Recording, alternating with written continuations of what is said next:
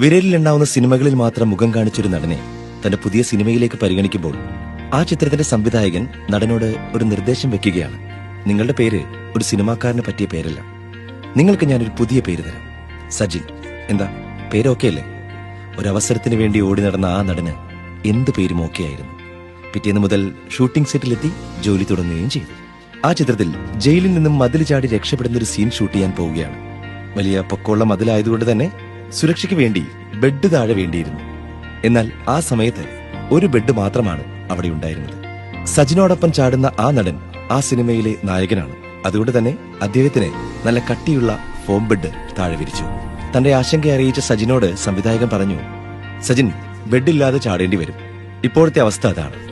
വേണ്ടത്ര സുരക്ഷയൊന്നുമില്ലെങ്കിലും താഴേക്ക് ചാടുവാൻ തന്നെ സജിൻ തീരുമാനിച്ചു. കാരണം ഒരു നടനായി തീരണമെന്നത് അയാളുടെ ജീവിതാഭിലാഷമായിരുന്നു. അതിനുവേണ്ടി എന്തും ചെയ്യുവാൻ അയാൾ തയ്യാറായിരുന്നു. ആ ചാട്ടത്തെ ഉൾക്കൊള്ളാനുള്ള കരുത്ത് അയാളുടെ കാലുകൾക്കില്ലെന്നത് അയാൾക്ക് ബോധ്യമാകുന്നത് നിലത്ത് വീണ് കാലിനൊടിവുണ്ട് എന്ന് തിരിച്ചറിഞ്ഞപ്പോൾ മാത്രമാണ്. ഒടിഞ്ഞ കാലുമായി ശേഷമുള്ള ഭാഗങ്ങൾ അഭിനയിച്ച ശേഷം ആ സെറ്റിൽ നിന്ന് പോകുമ്പോൾ അയാൾക്ക് ആ സംവിധായകനോടൊന്ന് മാത്രമേ പറയാനുണ്ടായിരുന്നുള്ളൂ, സാറിന്റെ അടുത്ത പടത്തിൽ എന്തെങ്കിലും ഒരു അവസരം നൽകണം. എന്നെക്കൊണ്ടാകും വിധം ഞാനത് നന്നായിട്ട് ചെയ്യും.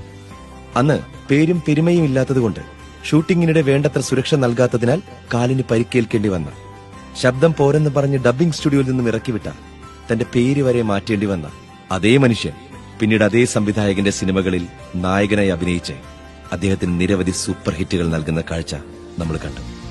അദ്ദേഹം ഇന്നറിയപ്പെടുന്നത് മമ്മൂക്ക എന്ന പേരിലാണ്. ജീവിതത്തിൽ കഠിനമായി പരിശ്രമിച്ചിട്ടും വിട്ടുവീഴ്ചകൾ ഏറെ ചെയ്തിട്ടും വേണ്ടത്ര പരിഗണനയും അവസരങ്ങളും ലഭിക്കുന്നില്ല എന്നൊരു നിരാശയിൽ എല്ലാം അവസാനിപ്പിക്കുവാൻ തീരുമാനിക്കുന്നതിന് ഒരു നിമിഷം മുൻപ് മമ്മൂക്കയെക്കുറിച്ചൊന്ന് ആലോചിക്കണം. പരിശ്രമിച്ചാൽ ഒരു നാൾ ഫലമുണ്ടാകും എന്നൊരു ഉറപ്പോടെ നമുക്ക് മുന്നോട്ട് പോകാൻ സാധിക്കും.